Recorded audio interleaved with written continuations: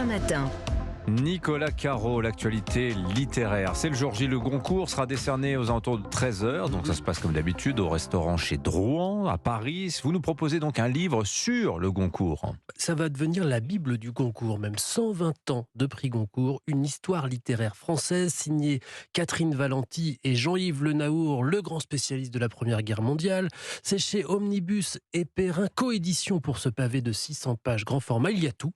Et pour ne rien oublier, chaque chapitre correspond à une année depuis la création en 1903. Un prix créé par les frères Goncourt. Edmond et Jules de Goncourt, deux écrivains et critiques riches, et à leur mort, enfin Jules était mort depuis longtemps, mais c'était leur projet à eux deux, à la mort d'Edmond plutôt, donc en 1896, Alphonse Daudet, l'auteur des Lettres de Montmoulin, bien sûr, devient exécuteur testamentaire des frères Goncourt. Charge à lui de créer un prix annuel doté de 5 000 francs et avec une rente pour les membres du jury. Aujourd'hui, les jurés sont bénévoles et le lauréat ne touche que 10 €, mais il vendra beaucoup de livres grâce à ce prix.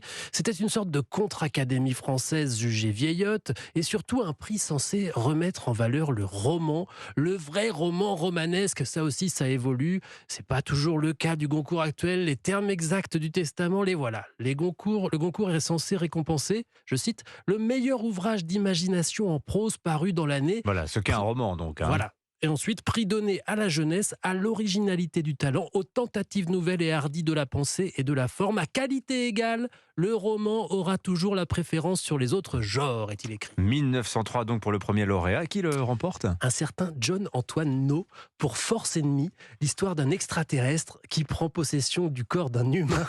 On l'a oublié, le pauvre John-Antoine. Ouais.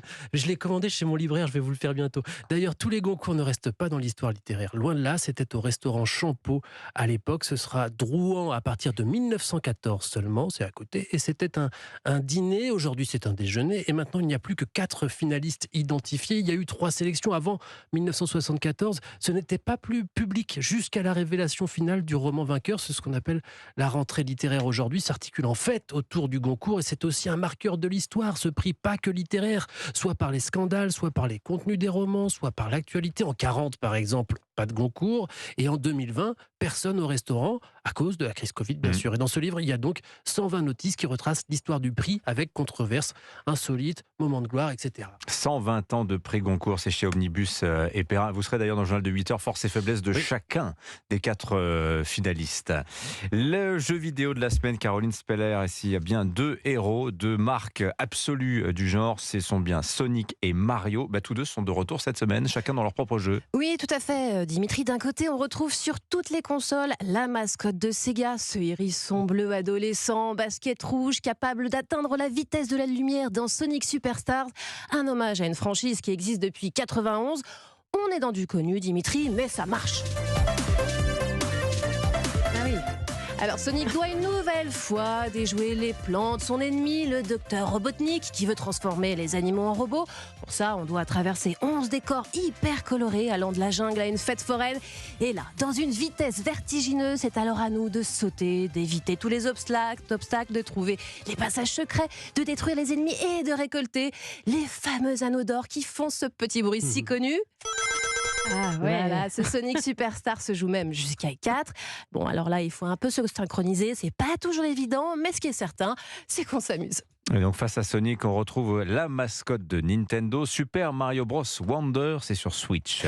Oui, et là, Dimitri, on saute toujours sur des plateformes, dans des tuyaux, on collecte des pièces, et encore une fois, on vient à bout du méchant Bowser. Mais cette fois-ci, Mario nous prouve qu'il peut encore renouveler sa formule qui existe depuis 38 ans. On parcourt alors le royaume des fleurs, où tout est plus vivant, beau, bourré de petits détails comme les fleurs cancans qui jacassent sur notre passage. Comment t'as fait pour monter ? C'est joli, un coucher de soleil. Cette aventure qui peut se faire de 1 à 4 joueurs comporte aussi de nouveaux mouvements comme planer ou utiliser un grappin. Il y a même de nouvelles transformations comme celle en éléphant ou en foreuse. Et là, la plus folle des innovations, c'est la fleur prodige qui transforme par surprise chaque niveau. Les fameux tuyaux verts s'animent où tout l'environnement se transforme en comédie musicale. Eh oui, ce Super Mario Bros Wonder porte bien son nom tant il fait des merveilles, Dimitri. Petite Caroline Speller, Super Mario Bros Wonder donc sur Switch et Sonic Superstar. Merci beaucoup les amis, à demain. Dans un instant l'édito.